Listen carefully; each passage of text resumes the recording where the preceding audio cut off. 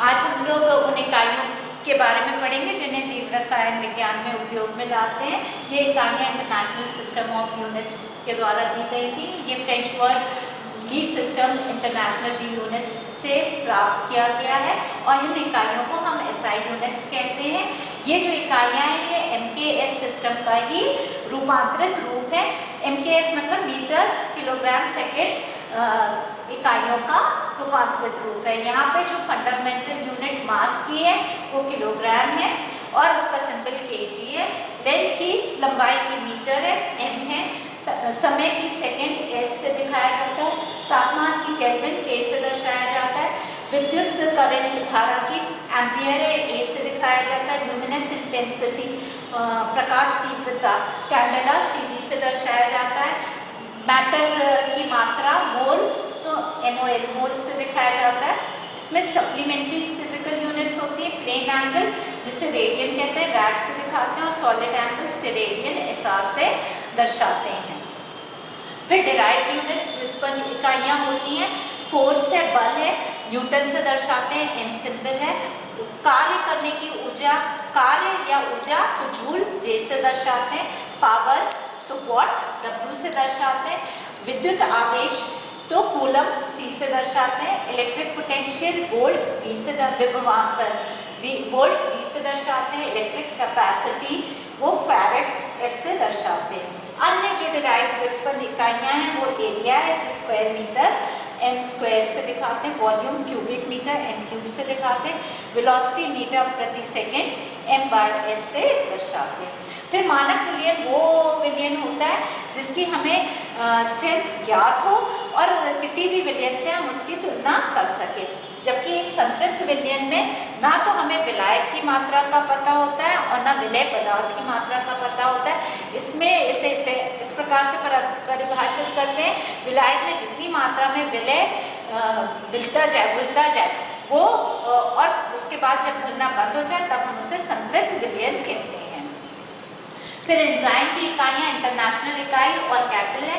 एक इंटरनेशनल इकाई वो मात्रा है एंजाइम की जो 1 माइक्रोमोल क्रियाधार को 1 मिनट में 25 डिग्री सेल्सियस पर और अनुकूलतम परिस्थितियों में उत्पाद में परिवर्तित करेगी। ये प्रायः उपयोग में आई जाती है, पर एसआई यूनिट कैटल है। कैटल इस प्रकार से परिभाषित की गई है, ये वह मात्रा है एंजाइम की जो 1 मोल क्रियाधार को 1 सेकेंड में उत्पाद में अनुकूलतम परिस्थितियों में परिवर्तित करेगी। कैटल बड़ी यूनिट होती है। फिर मोलारिटी है। मोलारिटी को हम मोल प्रति लीटर से दर्शाते हैं। अब वो 1 मोलर विलयन वो पदार्थ की मात्रा है कि जिसमें 1 लीटर सोल्यूशन में 1 मोल पदार्थ उपस्थित हो। मोल पदार्थ ग्राम इक्विवेलेंट वेट उस पदार्थ का होता है। 1 मोल 1 ग्राम इक्विवेलेंट वेट 1 ग्राम मोलर वेट उस पदार्थ को हम 1 मोल कहते हैं। फिर जहाँ मॉलिक्यूलर वेट अणुभार ज्ञात ना हो पदार्थ का तो वो वहाँ पे हम परिणाम ग्राम प्रति लीटर में दर्शाते हैं। मोलर सोल्यूशन 1 मोल पदार्थ जब 1000 ग्राम्स ऑफ वाटर में डिसॉल्व हो। यहाँ पे 1 लीटर है, यहाँ 1000 ग्राम्स ऑफ वाटर है। ये अंतर है मोलर और मोलल में। तो 1 मोल पदार्थ जब हम 1000 ग्राम्स ऑफ वाटर में मिलाते हैं, घोलते हैं तो हम इसे मोलल विलयन कहते हैं। मास कॉन्सेंट्रेशन सांद्रता वो है जब एक घटक का मास पूरे मिश्रण के मास से डिवाइड किया जाए तो हमें मास कॉन्सेंट्रेशन प्राप्त होता है। ये मिश्रण के लिए उपयोग में आता है। फिर प्रतिशत विलयन होते हैं। ये प्रायः उपयोग में आते हैं किसी भी विलयन की स्ट्रेंथ को, क्षमता को दर्शाने के लिए। परसेंट का अर्थ होता है कोई भी चीज़ जो 100 भाग में उपस्थित हो। तो अगर 30% कह रहे हैं तो 30 भाग 100 फाइनल मिश्रण में 100 के फाइनल मिश्रण में उपस्थित होने चाहिए। ये 3 विधियों द्वारा हम दर्शा सकते हैं। वेट बाय वेट मतलब भार बाय भार। तो इसका मतलब है सॉल्यूट और सॉल्वेंट दोनों का भार लिया जाता है और दोनों का भार मिलाकर 100 ग्राम होना चाहिए। फिर सॉल्यूशन जो है यहाँ पे तब बनता है जब हम सॉल्यूट और मतलब विलय पदार्थ और विलायक दोनों को भार से तौलकर फिर जोड़ते हैं।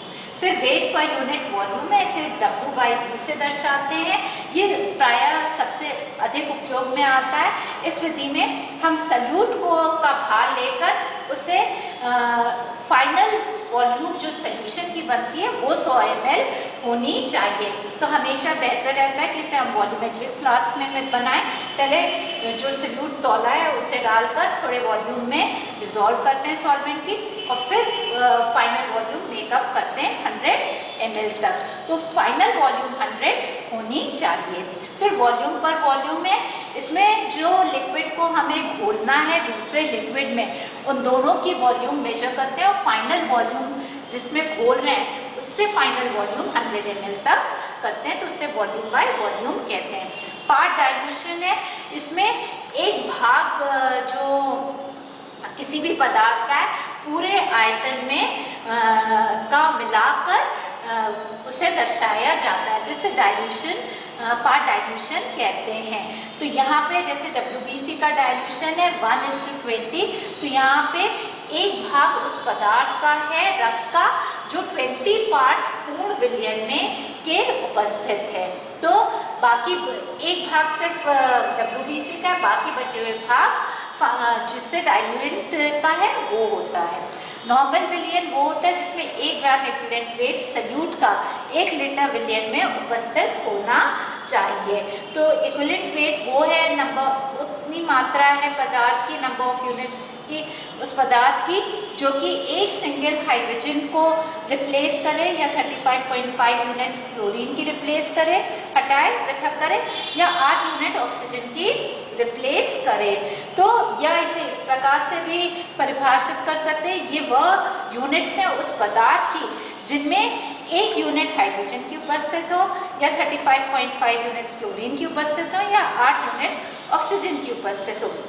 इक्विवेलेंट वेट प्राप्त करने के लिए हम पदार्थ का एटॉमिक वेट उसकी वैलेंसी से डिवाइड कर देते हैं, तो हमें इक्विवेलेंट वेट प्राप्त हो जाता है।